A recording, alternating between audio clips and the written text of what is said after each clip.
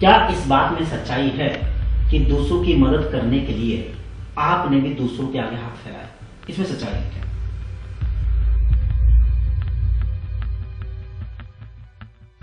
संजीव जी, हमारा जो ये ग्रुप है, इसमें हम जब भी कोई फंक्शन करवाते हैं तो हमारी यहाँ की इंडस्ट्री, उनका मैं बहुत धन्यवाद करना चाहूँगा। उनका पूर्ण सहयोग रहता है।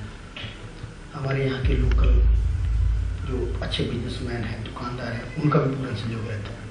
बट जब कलेक्शन की टाइम आता है कहीं पे भी, क्योंकि कोई भी ग्रुप है, कोई भी प्रोग्राम ऑर्गेनाइज करवाना है, उसके लिए आपको फंड की जरूरत पड़ेगी। तो हम शहर से इकट्ठा करते हैं सर, हमें एक महीना लग जाता है फंड इकट्ठा करते। और कुछ बार ऐसा होता है कि सामने वाले जो व्यक्ति हैं वो हमसे ऐसे सवाल कर देते हैं कि 5 रुपए तक भी वो देते हैं, वो भी एक्सेप्ट करने पड़ते हैं। वहाँ पे हमारे मन को थोड़ी ठेस भी लगती है कि यार 5 रुपये व्यक्ति दे रहा है। फिर हम सोचते हैं नहीं, चलो कुछ भी है, समाज सेवा के नाम को 5 रुपये दे रहा है तो हमें वो भी एक्सेप्ट है। और देने वाले दानी सज्जन हमें 51,000 रुपये भी देते हैं, तब ये संस्था चली हुई है। और ये पैसा हम है जो मानवता के नाम पे बच्चों को, इस युवा शक्ति को, नई पीढ़ी को खेल कूद के साथ जोड़ना, सदाचार प्रोग्राम करवाना, ये हमारा जो है इसमें हमारी सोच इस तरह हुआ कि हम जो बच्चे नशे से भटक चुके हैं, अभी क्राइम का अगर आप ग्राफ देखो कितना हो चुका, उसका सबसे बड़ा कारण है संजीव जी नशा। बच्चे छोटी उम्र में नशा करना शुरू कर देते हैं। बाद में क्या होता है, स्मोकिंग से वो सर विस्की पे आते हैं। विस्की के बाद सर फिर वो जैसे जैसे उनका ग्राफ बढ़ता चला जाता है, उनकी कैपेसिटी बढ़ती चली जाती है। वो फिर सर क्या यूज करते हैं, समय, अफीम, हेरोइन, ऐसे नशे हैं जो सर जो कि बहुत ही महंगे। उनकी एक बिट, इनकी भाषा में इसको बिट कहते हैं, 500 रुपए की एक बिट है सर। और जो अच्छा नशा करने वाला वो दिन की 5-5 बिट भी ले लेता है, मीन्स के 2500 रुपया पर डे। अब आप एक बताइए, गरीब घर का बच्चा 2500 रुपये का नशा कर सकता है? अगर वो नशा करेगा तो वो घर से चोरी करेगा, घर से नहीं मिलेगा तो बाहर से चोरी करेगा, कहीं ना कहीं वो डकैती मारेगा, छीना झपटी करेगा, मोबाइल चोरी करेगा। तो ये सब सारा आज की डेट में क्राइम जो बढ़ा हुआ उसका सबसे बड़ा कारण है सर नशाखोरी। जो बच्चे नशे के खिलाफ, नशे के प्रति जागरूक नहीं, वो गुमराह ना हो, इसलिए एक अच्छी राह दिखाने के लिए आपकी टीम की बात करता हूं। आपकी टीम क्या कर रही है? उसके लिए सर हम बच्चों को चैनलाइज करने के लिए कैंप लगवा रहे हैं सर। पीछे हमने नशे के खिलाफ एक जागरूकता अभियान चलवाया था, उसमें सभी स्कूलों के बच्चों ने पार्टिसिपेट किया था। सो जागना या नहीं जागना ये बच्चे के हाथ में है, हमारा काम है प्रयास करना और उस प्रयास में हम सदैव ही लगे रहेंगे। परविंदर सिंह जी, बुरे समय में सबसे पहले साथ अपने छोड़ते हैं। ऐसे वक्त में आपका हिमाचल यूथ ब्रिगेड जिन लोगों की उम्मीदें टूट चुकी होती है, जिनके अपने दूर जा चुके होते हैं, जो बीमारी से बुरी तरीके से पीड़ित होते हैं, ऐसे समय में हिमाचल यूथ ब्रिगेड के अध्यक्ष सामने आते हैं और लोगों की मदद करते हैं।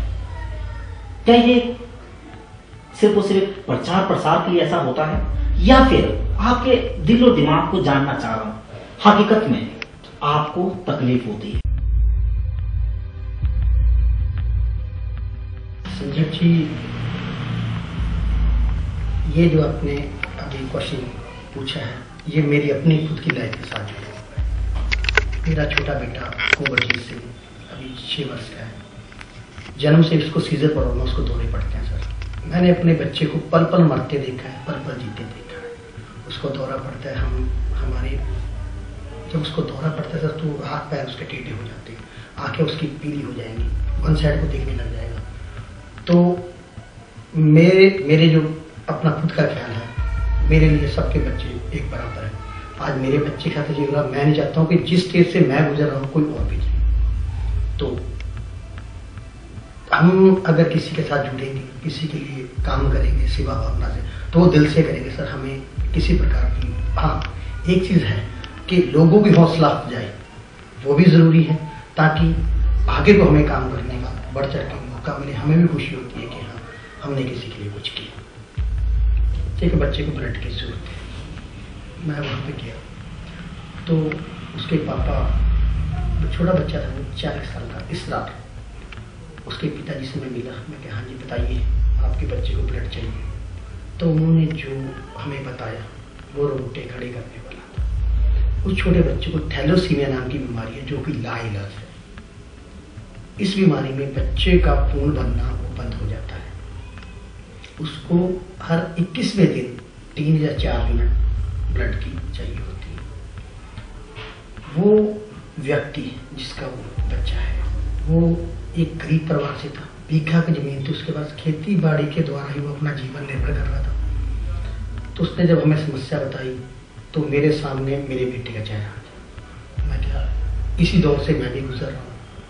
फिर मैंने साथ के साथ अपनी जितनी ब्रिगेड के हमारे जो कमेटी मेंबर थे मैंने सबको बुलाया।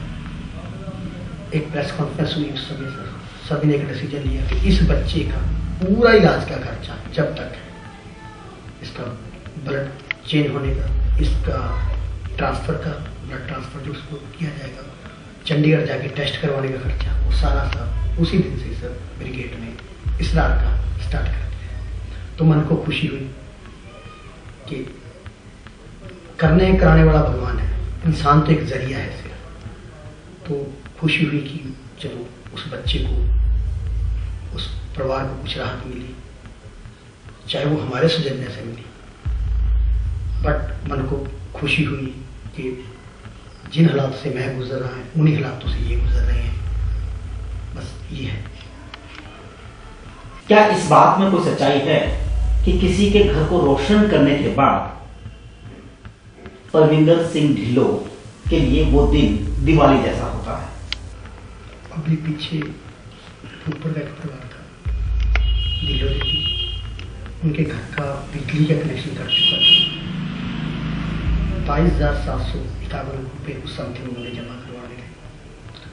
हमारे ward member mister Pradeep ji, उनका मुझे फ़ोन आया कि परमिंदर जी इस व्यक्ति की मदद। मैंने ऑन दी स्टेज वहीं पे स्टेप उठाया, उनके घर का बिजली का बिल भरा और हमें राहत महसूस हुई कि शायद आज हमारे घर पे दिवाली है, क्योंकि उस दिन उनके घर पे रोशनी हुई। क्या हिमाचल यूथ ब्रिगेड के पीछे आपको अपने घर वालों से भी कभी बगावत करनी पड़ी थी?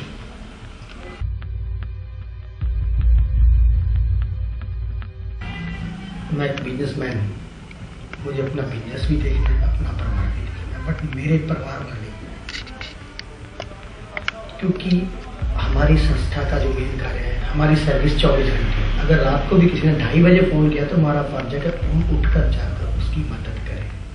हमारे लिए ना सुबह है, ना दोपहर है, ना शाम है, हमारे लिए वो समय है जिस समय बंदे के ऊपर कोई विपदा पड़ी हो। इस बात से मेरे खुद के घर के नाराज है कि ये बिजनेस में टाइम कम दे रहा है और लोगों के ऊपर इसका ध्यान ज़्यादा रहता है। किसी की मदर बीमार हो गई, उसको उठाना, हॉस्पिटल पहुँचाना, किसी को ब्लड की ज़रूरत है। हमारे जितने भी ब्रिगेड के लड़के हमारे खुद के निजी खर्च के ऊपर हो जाते हैं। अब कुछ यूनिट ऐसे हैं ओ नेगेटिव, बी नेगेटिव जो कि बहुत रियल है, ओ नेगेटिव बहुत रियल है।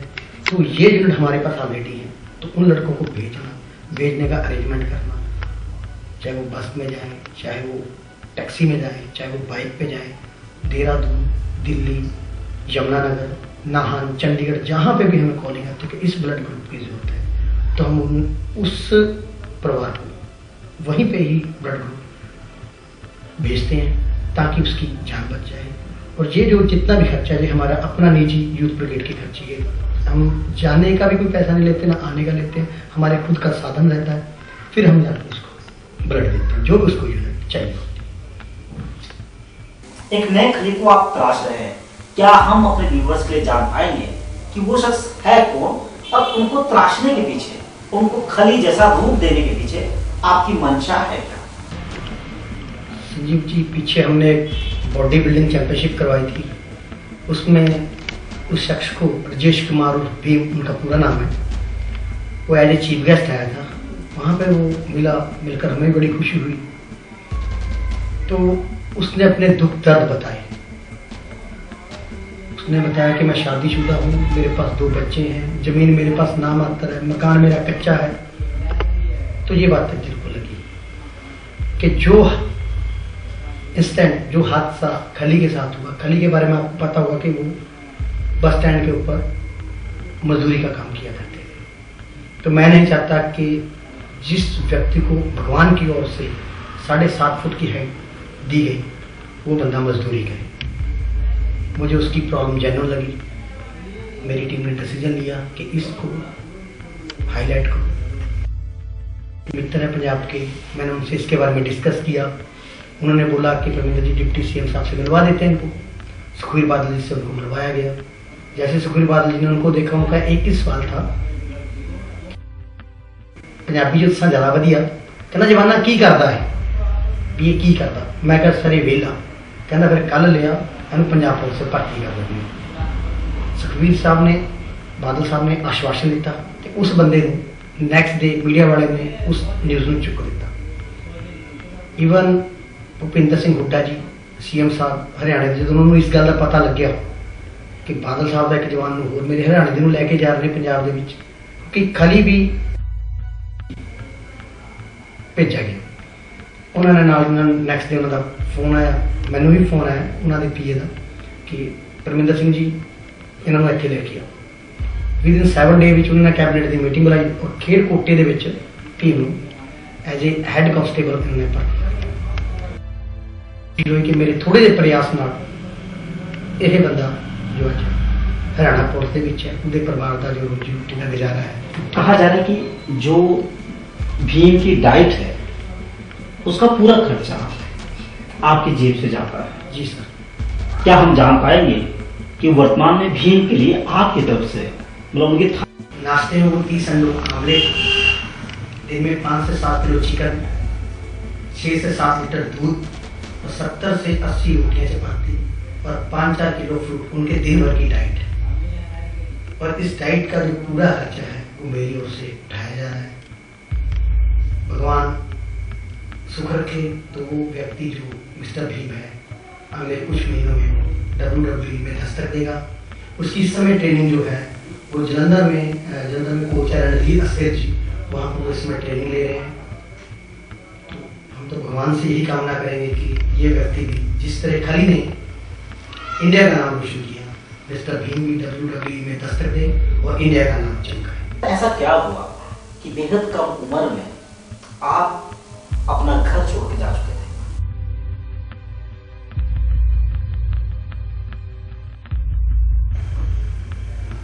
कुछ मजबूरी ऐसी बनी हुई है कि मुझे घर से भागना पड़ा और मैंने घर से निकलते हुए ये नहीं सोचा कि मैंने जाना कहाँ पे है। मैं सीधा देहरादून वहाँ से ट्रेन पर सीधा बॉम्बे, और बॉम्बे जाने के बाद वहाँ जाके मैंने 11 महीने 18 दिन कनेक्टरी की। उस समय के हालात जो मैंने पीड़ा जो सही, बट उस पीड़ा के साथ मैं कुछ सीखा भी है वहाँ जाके कि घर से अलग होके आपको किन किन कठिनाइयों से जूझना पड़ सकता है। सो पूरे 11 महीने 18 दिन के बाद मैं घर वापस आया। तो वो कुछ पल ऐसे थे जो कि यादगार है। आज भी याद है कि मेरा उस्ताद जो मेरे जिन्होंने मुझे ट्रक सिखाया, मैंने वहाँ जाके ट्रेनिंग की, उन्होंने मेरे पाने मारे, गेर डालते थी, आवाज़ आती थी, साउंड आती थी गेर डालने में, तो असाब बड़े ढीठ थे, चीज़ों पूरा कसते रहते थे। आज तो बंदा जो है, आज कहते मैं एक दिन नहीं ड्राइवर हूँ, उन्होंने जैसी गेर से आवाज़ आई तो दूल्हे का पाना इस मुझे में टक देखे मारूंगा, वो भी ऐसे एहसास कुछ यादगारी पल है। सब समय समय की बात है सर। कैसा लगता है कि जब सिखाने वाले गुरु के साथ साथ पिता हो, क्या कभी आपके पिताजी ने आपके अंदर और बाकी जो उनके जिन लोगों को ट्रेनिंग देते थे, प्रशिक्षु जो थे, क्या वो उनके अंदर कभी कोई फर्क देखते थे? मेरे पापा ही हमारे गुरु थे। उन्होंने हमें तलवारबाजी सिखाई, उन्होंने मुझे घोड़सवारी सिखाई। तो जब भी हम अखाड़े में होते थे, जिसको मल कहते हैं, जहाँ पे हमें हमारा सारा गुरु सीखता था, मैं भी, मेरे साथ मेरे पापा हैं जो दूसरे शिष्य के साथ व्यवहार करते थे, वही व्यवहार वो मेरे साथ करते थे। उनके मन में 1% ऐसा नहीं होता था कि ये मेरा बेटा है। अगर मैंने कोई गलती की तो वो डंडा उठा मतलब आज मम्मी पापा की जो उन्होंने उनके परिचय में हम चल रहे हैं। आगे वो मेरे जो चेले हैं, मेरा बेटा भी सीखता है, मेरे चेले बनेगा जिनको मैं शिक्षा दे रहा हूँ बच्चे की, मैं अपने बेटे में और कोई शिष्य को कर रही हूँ। 10 साल पूछा आपने जी